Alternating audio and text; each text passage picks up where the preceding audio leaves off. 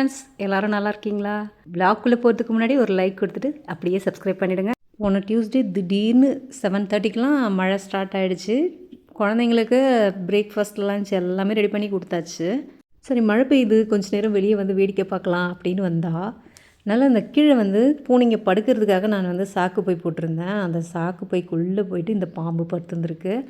காலையில் கார்டனுக்கு போகிறதுலேருந்து எல்லா வேலையும் நான் வந்து அந்த சாக்கு போய் மிதிச்சுக்கிட்டே தான் போயிட்டு கார்டனில் போயிட்டு கருவேப்பிலை இதெல்லாம் உடச்சிட்டு வரேன், முருங்கைக்கீரை எல்லாமே. இந்த பாம்பு இருந்ததே நான் கவனிக்கலை. ஆனால் இன்றைக்கி பூனை அந்த சாக்கு பையிலே படுக்கலை, கத்திக்கிட்டே இருந்தது. ஒரு மாதிரி நார்மலாக கத்துறதை விட பயங்கரமாக கத்திகிட்டு இருந்தது. சரி, ஓகே, இது என்னன்னு தெரில, இன்றைக்கி கத்திகிட்ருக்குன்ட்டு நாங்கள் பார்த்தோம். அதுக்கப்புறம் ஹஸ்பண்ட் வந்து சாக்கு பை உதறி பார்த்தா பாம்பு வந்து விழுது. அப்புறமா அதை அடித்து போட்டு இது பண்ணால் சரி, இதுங்க ரெண்டும் எடுக்கவே விடல. சரி, கொஞ்ச நேரம் என்ன தான் பண்ணுதுன்னு பார்க்கலான்னு பார்த்தா சும்மா கையில் தட்டி தட்டி தான் விட்டாங்களே தவிர கடிச்சிலாம் போடல இவங்க 2 பேரும். இவனுங்களே கொஞ்சம் பயந்துட்டு தான் இருந்தானுங்க. என்ன பண்ணுறானுங்க பார்ப்போம் சரின்ட்டு கொஞ்சம் நேரம் விட்டோம். எக்ஸாம் டைமில் குழந்தைங்க வந்து அந்த எக்ஸாம் ஃபியர்லேயே வந்து சரியாக சாப்பிடவே மாட்டாங்க. சாப்பிடாம போனாலும் அங்கே போய் சீக்கிரமாக பசி எடுத்துக்கும் அந்த இருக்கிற டென்ஷன்லேயே. அதனால் அவங்கள நல்லா கொஞ்சம் வயிறு ஃபுல்ஃபில் ஆகணும்னா இப்படி 2-3 கொஞ்சம் கொடுக்கும்போது குழந்தைங்க வந்து சாப்பிட்ருவாங்க. அவங்களுக்கும் எக்ஸாம் வந்து எழுதுறதுக்கு கொஞ்சம் நல்லாயிருக்கும்.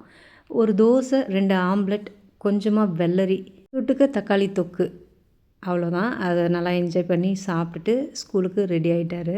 சம்மருக்கு வந்து எப்பயுமே கொஞ்சம் நீர்க்காயாக காலையில் கொஞ்சம் சேர்த்துக்கங்க. ஃப்ரூட்ஸ் அண்ட் வெஜிடபிள்ஸ் எதாக இருந்தாலும் நீர்க்காயாக, நீர் ஃப்ரூட்ஸாக அந்த மாதிரி நீங்கள் வந்து சேர்த்துக்கும்போது வாட்டர் கண்டென்ட்டாக எடுக்கும்போது நமக்கு வந்து டீஹைட்ரேட் ஆகாமல் நல்லாயிருக்கும். 7:30க்கே இவங்கெல்லாம் சாப்பிட்டுட்டாங்க. சாப்பிட்டுட்டு ஸ்கூலுக்கு ரெடி ஆகி கிளம்பியாச்சு. நிறைய பேர் ஹெல்தி லட்டு எங்களுக்கு செஞ்சு கொடுக்க முடியுமா, உங்களுக்கு வந்து நாங்கள் அமௌண்ட் பே பண்ணுறோம் அப்படின்னு சொல்லியிருந்தீங்க. உண்மையாகவே ரொம்ப சந்தோஷம் நீங்கள் சொன்னது. நீங்கள் வந்து என்னால் இப்போதைக்கு செஞ்சு கொடுக்க முடியாது, நீங்களாச்சும் செஞ்சு சாப்பிடணுமே அப்படின்றதுக்காக தான் நான் வீடியோவே போட்டேன். நிறைய பேர் வந்து அந்த யங் லுக்கு, ஹேரு, ஸ்கின்னு க்ளோவாக இருந்தாலே நம்ம வந்து யங்காக இருப்போம்.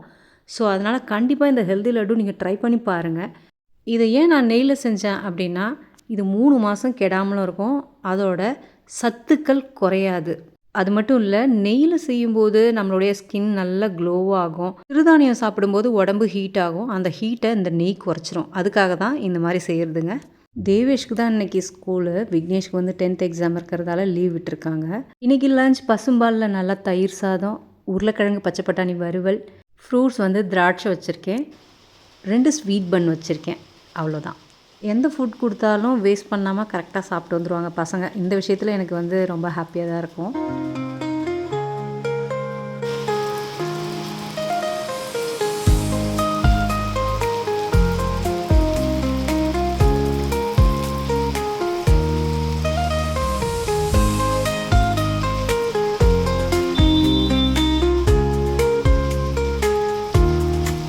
மணி 9 மணி ஆகி கூட மழை வந்து நிற்கவே இல்லை. மழை பெஞ்சிட்டு தான் இருந்தது. நாட்டி வந்து சத்தமே இல்லாமல் இப்போ கற்றுக்கிட்டான். கூப்பிட்டோன்னா இப்போ வந்து சத்தம் வர மாட்டேங்குது, வாய் மட்டும் லிப் மூமெண்ட் மட்டும் கரெக்டாக பண்ணுறான். ஸ்கூல் அனுப்பிச்சிட்டு அடுத்து ரிலாக்ஸ் தான். விக்னேஷுக்கு வந்து அடுத்த எக்ஸாமுக்கு தான் ப்ரிப்பேர் பண்ணோம். ஸோ அதனால் ரொம்ப ரிலாக்ஸாக இருந்ததா. மழை பெஞ்சாலே எங்களுக்கு ஒரு குஷி தான். சரி, ஒரு 1 hour அப்படியே வேடிக்கை பார்த்துனே உட்காந்துடலாம் அப்படின்ட்டு நாங்கள் உட்காந்துட்டு இருந்தோம். இன்றைக்கி எங்கள் வீட்டில் எல்லாருக்குமே ரொம்ப ஃபேவரட்டான ஒரு சட்னி தான் செய்ய போகிறோம். இது தோசைக்கு தொட்டுட்டு சாப்பிட்றதா இல்லை சட்னிக்கு தோசையை சாப்பிட்லாமா, அப்படி தான் அவ்வளோ டேஸ்ட்டாக இருக்கும். செம்ம சூப்பராக இருக்கும். நீங்கள் ட்ரை பண்ணி பார்த்துட்டு எப்படி வந்ததுன்னு சொல்லுங்கள். செஞ்சிங்கன்னா இது உங்களோட ஃபேவரட் ஆகும். ஒரு பேனில் 4 ஸ்பூன் கடலை எண்ணெய் சேர்த்துட்டு வரமிளகா 8 வரமிளகா சேர்த்துக்குங்க. காரம் உங்களுக்கு ஏற்ற மாதிரி சேர்த்துக்குங்க. நான் 2 வேளைக்கும் சட்னி சேர்த்து செய்கிறேன். கூடவே கொஞ்சமாக பெருங்காயம், உளுத்தம்பருப்பு 1 ஸ்பூன், பூண்டு 1 கைப்பிடி, 2 பீஸ் இஞ்சி, இதெல்லாமே சேர்த்து அந்த பூண்டு கொஞ்சம் நல்லா லைட்டாக பொன்னிறம் வந்ததும் சின்ன வெங்காயம் ஒரு 10 பீஸு, 2 பெரிய வெங்காயம். நீங்கள் வெறும் சின்ன வெங்காயமே கூட சேர்த்துக்கலாம், இல்லைனா வெறும் பெரிய வெங்காயமே கூட சேர்த்துக்கலாம். நான் 2 வேளைக்கு சேர்த்தால அதிகமாக வெங்காயம் சேர்த்துருக்குறேன். இந்த வெங்காயம் நல்லா கண்ணாடி மாதிரி நல்லா வதங்கி வரணும். வெங்காயம் நல்லா வதங்கி வந்ததும் 3 தக்காளி சேர்த்துக்கலாம். வெங்காயம், தக்காளி இது எல்லாமே சேர்த்து நல்லா சுருண்டு இந்த மாதிரி வதக்கிடுங்க. வதக்கிட்டு அப்புறம் கடைசி ஸ்டேஜில் சிம் பண்ணிவிட்டு நல்லா ஒரு கை நிறைய புதினா எடுத்து இதோட சேர்த்து வதக்குங்க. ரொம்ப நேரம் இது வதக்க வேண்டிய அவசியம் இல்லை, இந்த மாதிரி தழை சுருங்கினாலே போதும். இப்போது அந்த வறுத்த மிளகா கூட தேங்காய் சேர்த்து நல்லா நைஸாக அரைச்சிருங்க. அதுக்கப்புறம் தக்காளி வெங்காயம் புதினா வதக்கணும் இல்லையா, அது ஆறனதும் இதை மிக்ஸி ஜாரில் போட்டு கொஞ்சமாக உப்பு சேர்த்துக்குங்க. இதுக்கு தேவையான அளவு உப்பு சேர்த்துக்குங்க. சேர்த்து இதை நல்லா நைஸாக அரைச்சிட்டிங்கன்னா அவ்வளோதாங்க, அருமையான தக்காளி புதினா சட்னி ரெடி. கண்டிப்பாக ட்ரை பண்ணி பாருங்கள். இது அடுத்த நாள் கூட ஃப்ரிட்ஜில் வச்சுட்டு நீங்கள் சாப்பிட்லாம். டேஸ்ட் மாறவே மாறாது. ஏன்னா வதக்கி அரைக்கிறதால அவ்வளோ டேஸ்ட்டாக இருக்கும். சாப்பிடும்போது அந்த மின்ட்டோட ஃப்ளேவர் அவ்வளோ சூப்பராக இருக்கும். ஏற்கனவே தக்காளி சட்னி ரொம்ப டேஸ்ட்டாக இருக்கும். இந்த புதினா ஆட் பண்ணும்போது அந்த டேஸ்ட் ரொம்ப அட்டகாசமாக இருக்கும். இந்த மாதிரி நல்ல உளுத்தம்பருப்பு அதிகமாக போட்டு ஒன் சைட் தோசையை ஊற்றி கிறிஸ்பியாக நல்லா ஊற்றி கொடுத்துட்டிங்கன்னா குழந்தைங்களுக்கு நல்லா தொட்டு சாப்பிட்லாம். நம்ம சொல்லவே தேவையில்லை, அப்படியே அள்ளி சாப்பிடுவாங்க. கண்டிப்பாக ட்ரை பண்ணி பாருங்கள். தக்காளி விலை ரொம்ப கம்மியாக இருக்குங்க. இந்த டைமில் நம்ம என்னென்னலாம் தக்காளியில் செய்யலாமோ புளியெல்லாம் அவாய்ட் பண்ணிவிட்டு இந்த தக்காளியை சேர்த்துக்குங்க. தக்காளியோட புளிப்பு நம்ம உடம்புக்கு ரொம்ப நல்லது.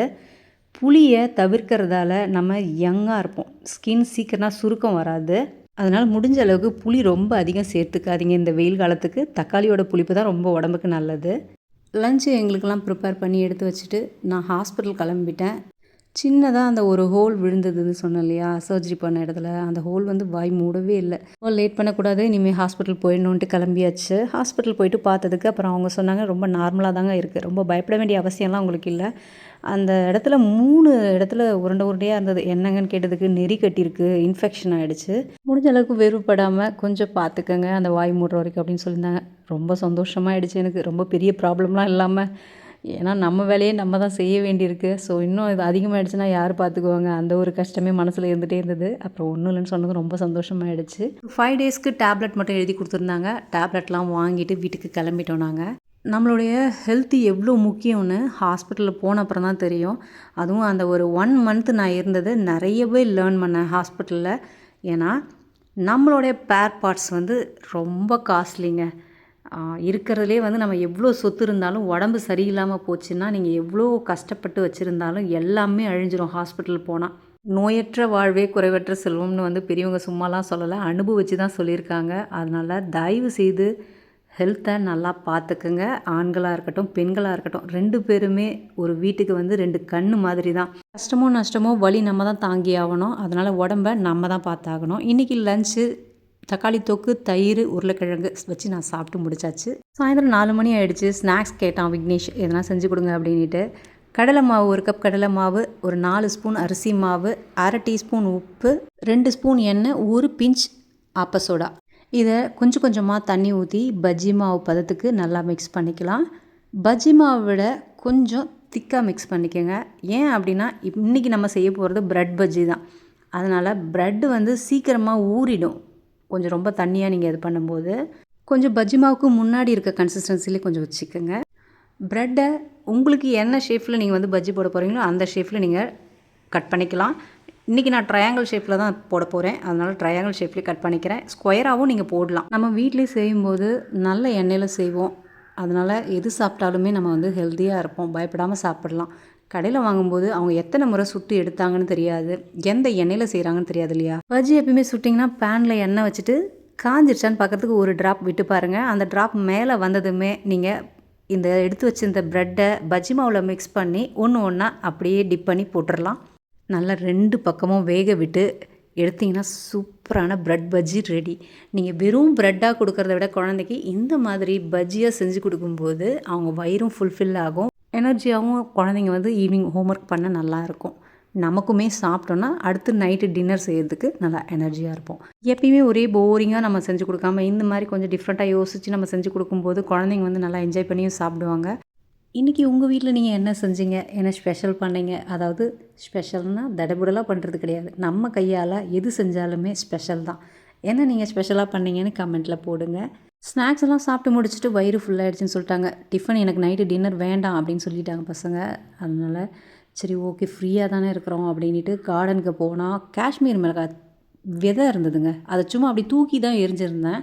அது பார்த்தா நல்லா கொத்து கொத்தாக காய்ச்சிருந்தது. சரி ஓகே இது வந்து நம்ம பேஸ்ட் மாதிரி அரைச்சி ஃப்ரிட்ஜில் ஸ்டோர் பண்ணி வச்சுக்கிட்டோன்னா இது நம்ம கிரேவி இல்லை பிரியாணி இதுக்கெல்லாம் ஒரு 1/2 டீஸ்பூன் சேர்க்கும்போது கலர்ஃபுல்லாகவும் இருக்கும். இதோட வாசனை அவ்வளோ சூப்பராக இருக்குங்க. செம்ம கலராக இருக்குல்ல. ஆனால் காரம் இருக்காது, காரம் கம்மியாக தான் இருக்கும்.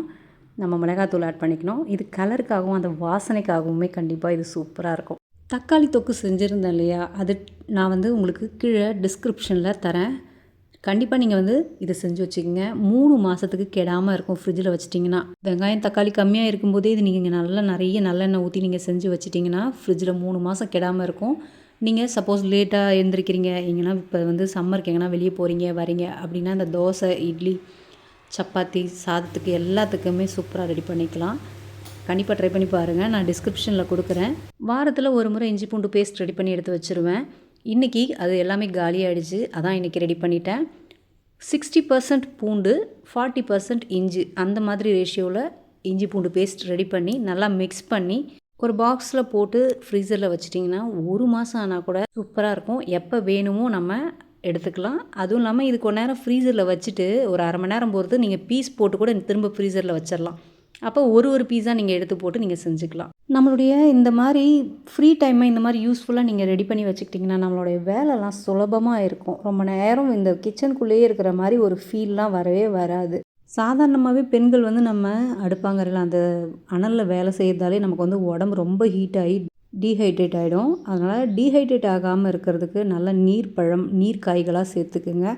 அப்பப்போ ஜூஸ் வந்து நீங்கள் இந்த மாதிரி குடிங்க, ஃப்ரெஷ் ஜூஸாக குடிங்க. நன்னாரி சர்பத், சப்ஜா சீட், பாதாம் பிசின் இதெல்லாம் வாங்கி வச்சுக்கோங்க.